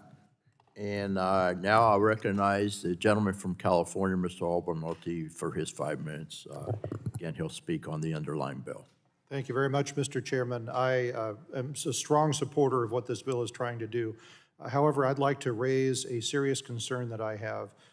Section 102 of the bill establishes a duty of care and says that online companies shall exercise reasonable care and take steps to mitigate a list of harms to children. And I very much agree with the harms that we're trying to mitigate. The problem is we don't define in the bill what we mean when we say reasonable, and we don't define what the steps that should be taken are. And I think that that's lazy legislating. I think that we are abdicating our responsibility as legislators if we fail to define those terms, because we're just punting to the courts. And people are going to wind up in court for years and years arguing about what our intent was and what we meant by reasonable, and whether or not a step that's taken is reasonable, even if it failed to completely mitigate the harm in the list. So I really hope that we can define what we mean there and tighten up that language as this bill moves forward. I yield back, Mr. Chairman. Gentleman yields back. Your point is well taken. So anyone else on the Democrat side? No. Republican side wish to speak. All right. Well, let's move into the amendatory process. Anyone wish to offer an amendment? For what purpose does the gentleman from New Jersey seek recognition? Mr. Speaker, I have an amendment at the desk labeled Pallone 026. The clerk will report the amendment. Amendment to H.R. 7891, offered by Mr. Pallone of New Jersey. Strike Section 106. Without objection, the reading of the amendment is dispensed with, and Representative Pallone is recognized for 5 minutes in support of his amendment. Thank you, Mr. Chairman, and I do intend to withdraw the amendment, but I'd like to talk about it before we move to full committee. This amendment would strike the requirement that the Federal Trade Commission pay the National Academy of Sciences to perform 5 studies. The FTC has a large mission but a limited budget. Today we're discussing bills that would add to that mission but not to the FTC's funding. And my amendment will prevent the situation from getting even worse. Earlier this year, the National Academy of Sciences issued a report entitled Social Media and Adolescent Health, which was funded by several private foundations, including the Democracy Fund and the Ford Foundation. The report studied the same issues required by the provision in this bill. According to staff at the National Academy, no new research has been published in the interim that would change the result of that study, and therefore there's no need, in my opinion, for a new National Academy of Sciences report at this time. Furthermore, in addition to there being no new research since the last report, Paying for those studies would likely force the FTC to cut important consumer protection work and leave the agency with less funding to implement new requirements, including those contained in the bills before the committee today. It's not only redundant, it's harmful. I would also like to say that I hope private foundations continue to support important research efforts for future studies as the evidence evolves. Now, let me also say that I strongly agree that social media companies should be held accountable for harming our nation's youth, but I have concerns about the ability to achieve that goal through the duty of care requirement established in COSA. As this committee is aware, we place a legal duty of care on medical professionals. When we seek care from a doctor or other medical provider, we justifiably expect the provider to identify our needs as individuals and act in our best interests. Expecting healthcare professionals to care for their patients and to provide a level of care that a reasonable healthcare provider would have exercised under the same circumstances is appropriate. However, when we apply this concept to social media companies, serious questions arise. First, no one thinks that social media companies are acting in the best interests of their users, and we should not trust them to do so in the future. I believe that companies operating these platforms know that the use of their platforms is causing harm, particularly to many of our nation's young people, and yet they continually make business decisions putting profits over people. So I'm concerned that adopting a duty of care standard for big tech runs the risk of creating additional harm. Adopting the duty of care could cause social media companies to over-filter content out of an abundance of caution about legal risks. And as a result, some young people could lose access to helpful and even life-saving content. Now, I do not believe holding social media companies to the duty of care included in this bill is the right solution to preventing harm to young people who use social media. Instead, I believe this issue can only be solved through reforming Section 230, which through the courts has become an absolute shield for big tech against any transparency or accountability. And finally, I have serious concerns about the ability of social media companies to prevent and mitigate mental health disorders. Our scientific understanding of mental health disorders continues to evolve, including why certain people develop mental health disorders while others exposed to the same environment do not. Therefore, it's unclear that evidence exists for social media companies implementing such requirements. But in any case, despite these concerns, I'm not going to stand in the way of advancing this bill out of subcommittee today. We'll, take up some of these things when we get to full committee. Obviously, I would like ultimately to have this amendment pass, but we're not going to do that today, and I'll just withdraw it at this time. Would the gentleman yield? Oh, sure. Thank the ranking member for yielding. I hear his point on resource allocation at the FTC, and I've long advocated that we keep the FTC focused on their consumer protection mission. We need the commission focused on implementing provisions outlined in a data privacy law, and it's time for us to focus them on the mission we're directing them today. I yield back. And I thank I thank the chairwoman. With that, Mr. Chairman, I yield back. Thank you very much. The gentleman wishes to withdraw his amendment. Consider it withdrawn. I don't believe there are any further amendments. So the question now occurs on forwarding H.R. 7891 to the full committee. All those in favor say aye. Aye. All those opposed? The ayes have it, and the bill is agreed to. Moving along, the chair calls up H.R. 8449 and asks the clerk to report. A bill to require the Secretary of Transportation to issue a rule requiring access to AM radio broadcast stations in motor vehicles and for other purposes. Without objection, the first reading of the bill is dispensed with, and the bill will be open for amendment at any point. Does anyone seek recognition on the particular bill? I do. I now recognize myself for 5 minutes to speak in support of the underlying bill. The AM Radio for Every Vehicle Act, which I'm proud to lead alongside Ranking Member Pallone. In times of emergency, folks, we must have every available avenue to receive public safety alerts as quickly as possible with as far reach as possible. Our constituents should have quick access to critical information so they make timely and potential life-saving decisions to evacuate, stay in place, seek shelter, or contact first responders.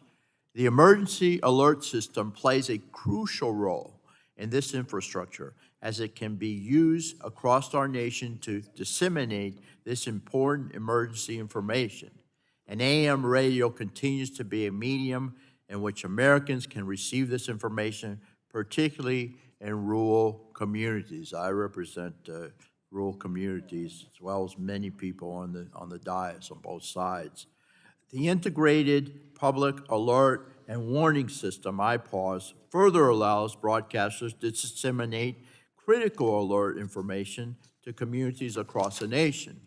Recently, Houston, Texas, was hit with significant severe weather, and hundreds of thousands of Americans have remained without power. Sadly, 8 individuals have passed because of these storms. Before the event, in the moment, that moment in the aftermath, radio broadcasts can become a lifeline, as you know, and without power, many turn to their vehicles for updates. Further, at our legislative hearing, we heard testimony from Melody Span Cooper, who told us about the role that AM radio plays in her community, both growing up and in the current age through Chicago neighborhoods as part of the Midway Broadcasting Corporation. Many of my colleagues enjoy listening to and myself included, enjoy listening to AM radio for its diverse views and Christian conservative viewpoints, might add ball games as well.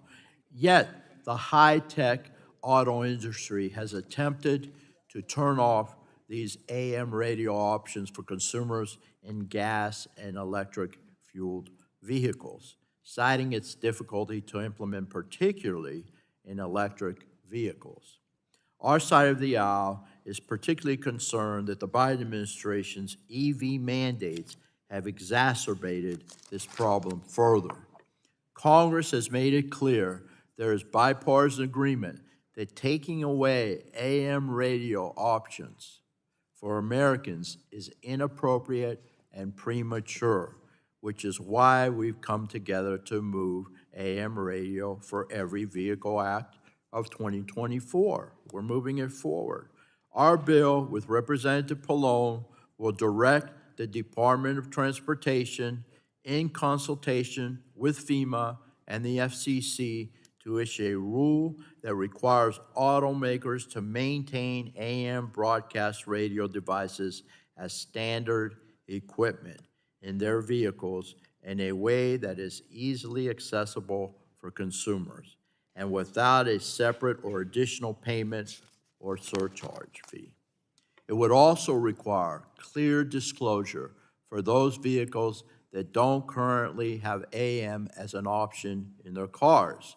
And lastly, it would require GAO to study to examine the importance of AM radio as a communications technology and any improvements we can make to the IPAWS and emergency alert systems we have in place. I'm proud to be a partner with Representative Pallone, our ranking member of the full committee, on this, and I appreciate his steadfast support for this broadcast media. I know we will make and look to make additional technical corrections and tweaks as we look forward and look ahead to the full committee markup. But I ask my colleagues to join me in supporting and forwarding this bill. So we appreciate it very much. Let's pass H.R. 8449 for our constituents to have access to AM. It's not much to ask for. So thank you very much. And I yield back. Recognize the ranking member of the full committee, Mr. Pallone, for his 5 minutes. Okay, so I'll recognize the ranking member of the subcommittee, Ms. Schakowsky, if she'd like to make any comments. No. She's okay. All right, very good. Now I'll recognize, yes, Ms. Dingell? Ms. Dingell, I'll recognize you for your 5 minutes to make any remarks regarding the bill. Thank you, Mr. Chair. I move to strike the last word. Yeah, I recognize you. Thank you. I want to start off by saying that I agree with what we've heard from numerous stakeholders and constituents. AM radio is an important tool and resource for communities all across the country. Ensuring that all Americans can readily access life-saving information during emergencies is vital.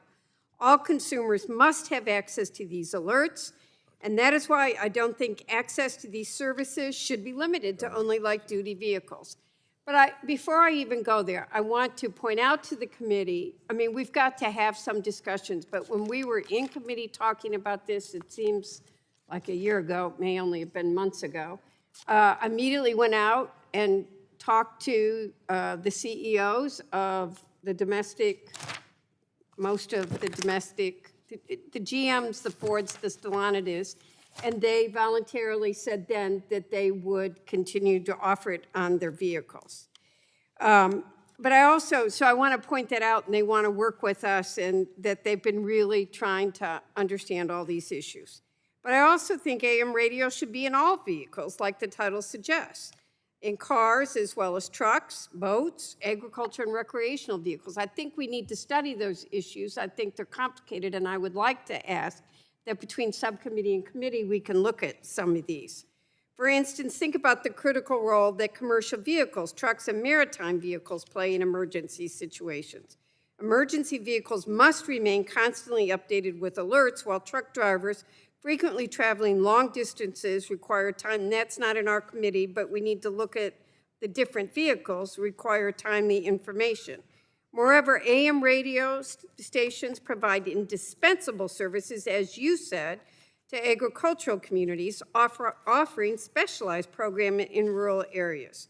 Travelers in remote areas also benefit from AM radio services, receiving essential updates on travel, emergencies, local news, and weather forecasts. So I would like to offer an amendment between subcommittee and full committee that would look at that. We need to be looking at those issues. But we should also be critically examining the future of our emergency communications infrastructure to ensure it offers broad coverage, comprehensive information, and reliability during times of crisis, which I know you're trying to do, Mr. Chair. This isn't a debate about getting rid of AM radio. And considering that 99% of the 286 million vehicles on the road today have AM radio, 90% of new vehicles have AM radio, and the average age of vehicles on the road today is more than 12 and a half years old, the vast majority of vehicles will have AM radio for years and decades to come. But I'm raising this because I think we probably need to look at the studies more in detail. I'm concerned about the need to protect consumers' pocketbooks and ensure we have the necessary data to inform the policy. And to look at what that might be, because while I know I'm not going to get in trouble naming any companies today, but some are offering, some aren't. And we want to make sure that, I'm trying to behave, that all of a sudden we're not going to see consumer prices go up and consumers are going to start yelling at us. And as technology changes down the road, as we mandate this, how do we make sure we've got studies that are looking at, is this still current? So I think maybe it would be helpful to have the Secretary of Transportation adjust any AM radio requirements based on objective analysis and research down the road. And it could be also helpful to obtain feedback from various cabinet officials on the potential ramifications of such a federal requirement. So my goal and will always be to put the consumer in the driver's seat and that they're the drivers. So I totally believe, everybody here knows, I went to the companies very strongly and told them about the vital role of AM radio, but I think in our enthusiasm of doing something that's right, let's make sure we're doing it right. And so if we could work together on some of those issues between subcommittee. And let me be clear, I support AM radio. Thank you, and I yield back with that. I think you've been pretty clear about that. All right, the lady yields back. Now I'll recognize Dr. Bouchon for 5 minutes in support of the bill. Thank you, Mr. Chairman. and the recognition to speak in favor of the bill. Over the last couple of years, there's been a trend in the auto industry among electric vehicle producers to remove AM radios from new vehicles. While I'm glad that a select few have reversed course to ensure that the platform stays available to Hoosiers as standard in vehicles, the fact remains that this critical broadcasting platform has been standard in vehicle for decades and is now being removed by some. In fact, back in the day, when you got a new car, it just had an AM radio, and if you wanted more than that, you actually had to get an upgrade. While the power may go out or other methods of communication may be disrupted by extreme weather events, the emergency broadcasts over AM radio are specifically engineered to be more resilient. This is why 7 former FEMA administrators sent a letter supporting this bill and stressing AM radio's role in promoting public safety. On top of the safety concerns, AM radio plays a key role for Hoosiers in rural areas and underserved communities. In my district, for example, minority-owned AM broadcasters like WEOA-AM out of Evansville, Indiana, are staples in their community. They broadcast local high school football games, local news and events, faith-based content, and more, including all the safety stuff. This is why I'm a proud co-sponsor of the AM Radio for Every Vehicle Act. I urge my colleagues to support this legislation. I yield back the balance of my time. I will yield to Mr. Duncan. I thank the gentleman as chair of the Broadcasters Caucus. I support AM radio. I support the efforts of this subcommittee and the full committee and the sponsors of this bill to address this issue.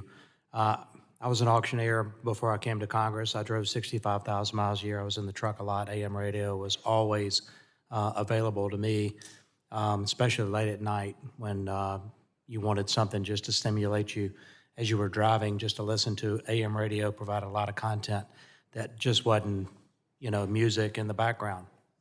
But I'll say this. Driving those 65,000 miles a year and even driving recently, I noticed the DOT signs on the highway that said for traffic and weather alerts, turn to AM 550 or whatever the number was. And consumers do that, and they need that ability to find out what might be ahead or if they anticipate inclement weather that may affect their travels to and fro. So I appreciate the work on this. I hope all my colleagues will support it, and let's get this done to ensure Americans have access to AM radio, especially in their vehicles. I yield back. And I yield back the balance of my time. Thank you, gentleman. Yields back. We appreciate that very much. Now I'm going to yield to, recognize Representative Castor for 5 minutes in support of this particular bill. Well, thank you, Mr. Chairman. I'm moved to strike the last word. You're recognized. Thank you. I'm very pleased that the committee is working in a bipartisan fashion and advancing the AM Radio for All Act. It's a bipartisan bill. It's widely supported, and I think you've heard from my colleagues many reasons why it is vital to our neighbors back home. Mr. Duncan, I think you're absolutely right. It provides essential weather alerts, news, community updates. It's truly a community lifeline. And in fact, a recent Nielsen report confirmed that radio continues to reach more American consumers than any other platform, linear or digital. A strong community resource like AM radio really should be protected. That's why I'm proud to lead the separate Local Radio Freedom Act. That's a resolution that reaffirms Congress's support for local radio stations and opposes any new fees or taxes on local free broadcast radio. I think, Mr. Chairman, you also understand how important radio is to our neighbors back home, especially at times of emergency. And I agree with you, the testimony of Ms. Span Cooper from Illinois was particularly impactful during our last hearing about how broadcasters provide updates about food and shelter and evacuation routes, not just during the time of crisis, but in the aftermath. At that hearing, as Dr. Bouchon mentioned, was also very impactful was the letter from 7 former Federal Emergency Management Agency directors who explained that the taxpayers have invested millions of dollars in creating and bolstering the National Public Warning System to communicate with the public at times of crisis, largely through AM radio. because it is the only communication system with the reach and the resiliency to ensure that elected leaders and public safety officials can communicate with the public at times of crisis. So for all of these reasons, I support the bill and urge the committee to move it forward. Will the gentlewoman yield? I'm happy to yield to the ranking member. Well, thank you. And I do want to add something. You know, most of the time myself and Chairman Bilirakis and others have talked about the importance of this in times of emergency, weather emergencies, other emergencies. Ms. Castor mentioned the National Emergency Warning System, which operates largely through AM radio. And I don't want to take away from that because I experienced firsthand during Superstorm Sandy when our local AM radio stations responded to that crisis by providing a lot of information to people during and after the storm because cell towers and other sources of information were out. But I did also want to mention that many of constituents have contacted me over this bill also because of diversity reasons. In other words, what we find is that many times AM radio stations, maybe in part because they're not expensive to buy, are purchased by minorities, by people who speak foreign languages that maybe are not as common. One of the examples at the hearing last month, we heard from an Illinois radio broadcaster and a representative of the Navajo Nation about the vitally important role that AM radio stations and cards provides to the Navajo Nation. I also have heard from universities and colleges, student radio stations, which usually are AM stations as well. So as much as we have been emphasizing the importance of this in emergency or in national disasters, I don't want to take from that. That's the primary reason why I think this bill is important. AM radio also provides an important platform for diverse and underrepresented voices to be heard, and it keeps rural communities connected too. So these are all added reasons, if you will, why this bill should be passed. And I must say, as Chairman Bilirakis knows, from the very beginning, this has been totally bipartisan on the committee. I haven't, I've heard from almost every member of the committee about why they want to do this bill. So with that, Mr. Chairman, I'll yield back my time. I'll yield back to Ms. Castor. Thank you, General Lady yields back. I appreciate it very much. I understand no amendments are being offered. Is that correct? All right, then let's, the question now occurs on forwarding H.R. 8449 to the full committee. All those in favor say aye. Aye. Those opposed? The ayes have it, and the bill is agreed to. So we appreciate all your cooperation today. I want to take a moment to recognize one of our policy staffers, Michael Cameron, whose last day is tomorrow, unfortunately. Michael has been a key member of our team, advising members and their staff on critical policies moving through the subcommittee over the last several years. We're going to miss him. So we wish him well. I know he's going to do great at his next endeavor, and look forward to seeing him and continue to advise us unofficially. He does an outstanding job. I'll recognize, does ranking member have anything else to say? All right, so without objection, staff is authorized to make technical and conforming changes to the legislation approved by the subcommittee today. So ordered. Without objection, the subcommittee stands adjourned. Thank you.